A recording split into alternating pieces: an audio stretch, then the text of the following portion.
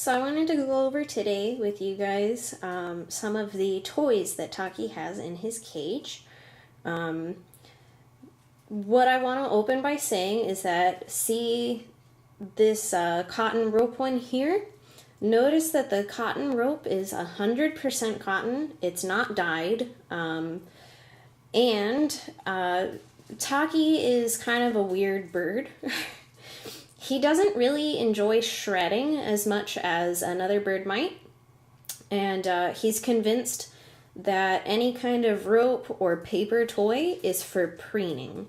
So if he punches a hole in a piece of paper or pulls a string off of something, which he's never done before, he looks horrified and decides that clearly the next thing to do is be much gentler with that toy. So as a result, I'm reasonably comfortable at this point in time giving Taki a rope toy, because never have I found a single thread from that toy anywhere in his cage. There are no signs that any of them have come off. The ends look brand new, and essentially, like, the only reason that I keep it in there, even though he doesn't really chew on cotton or wood, is that it has these wonderful little holes drilled in it that I can stuff sunflower seeds in. So that's why I have that there. If your bird is a little rougher with their toys, I don't strongly recommend leaving them with rope toys unless you're watching them play with them, because they can swallow the fibers, and if that happens enough, then they can get crop impaction and suffer a whole host of really bad health issues. So please be cautious when using any kind of cotton toy with your bird. Everyone always says when your bird is attention screaming, you need to provide them with more toys. So I work from home, and Taki is out with me all day long.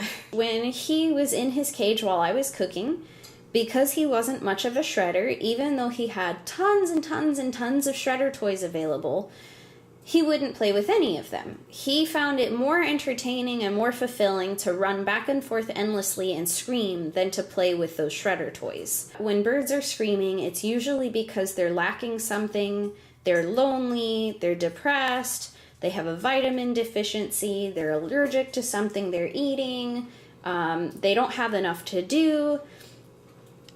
The cause of excessive screaming is always a negative one. So even though the noise didn't bother me, I knew that it meant that my bird didn't have everything that he needed to be happy and content. So I worked really hard to figure out ways to fix it. One of those ways that helped a ton was the red light, green light game. And I'll go over that in a different video. So of course I thought, well, maybe I haven't found the right material for him to shred. That was true to an extent.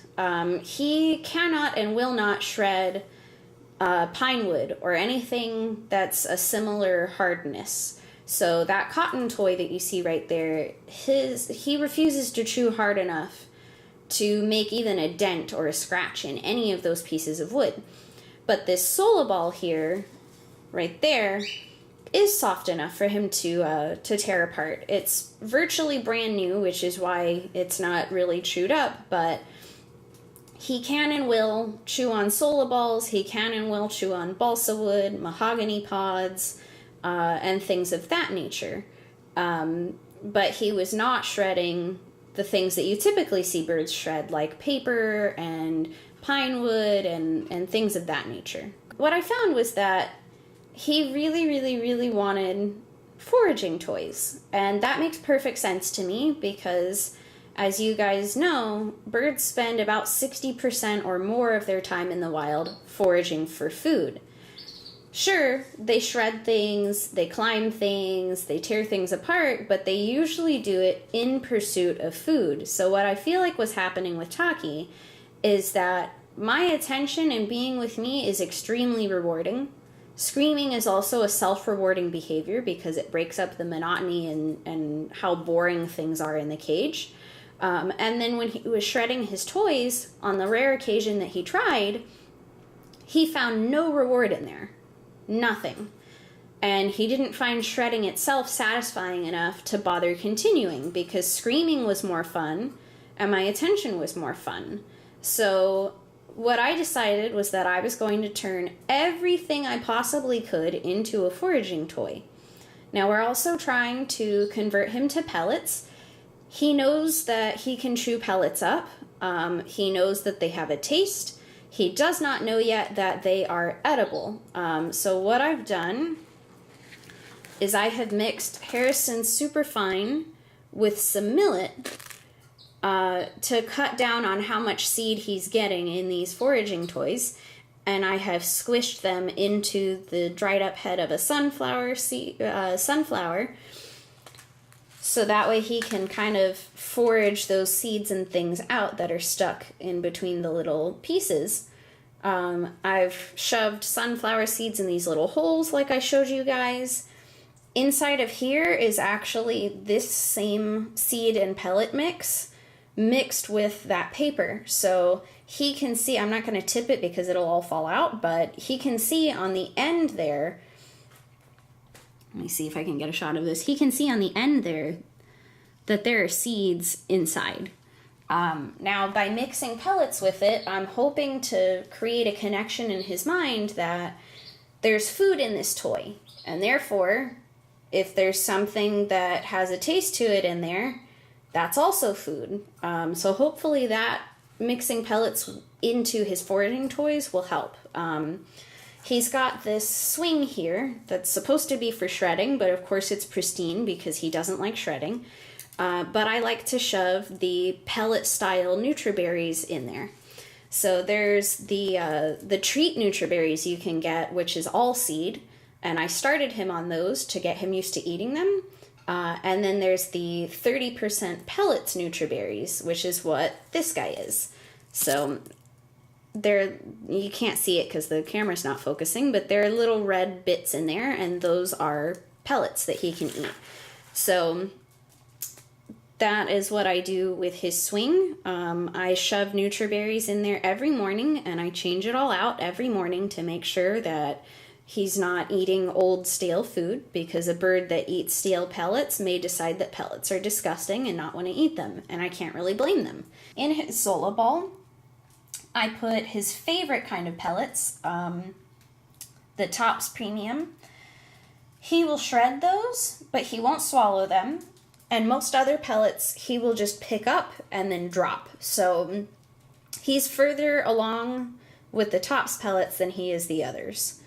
So I put those in his Sola ball, he rolls it around, the pellets pop out, he gets excited, and he chews on them. And hopefully one day that will get him to forage for pellets and eat pellets. And lastly, I will show you his absolute favorite foraging toy.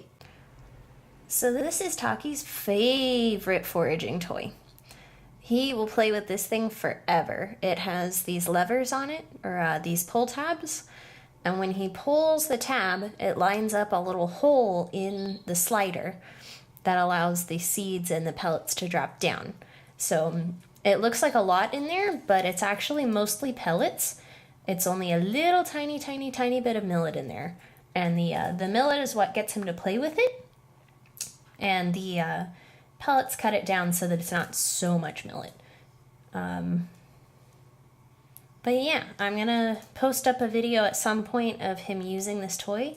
He just finished eating, so he doesn't seem to be too interested right now, of course. But this is his favorite toy. He loves it. He will play with this thing forever. I like to make sure that there's a lot in the top and a little bit in the levels below the top, and just a tiny bit in the feeder tray at the bottom, so that way he gets something every time he pulls a tab, and there's something to get him started in the bottom.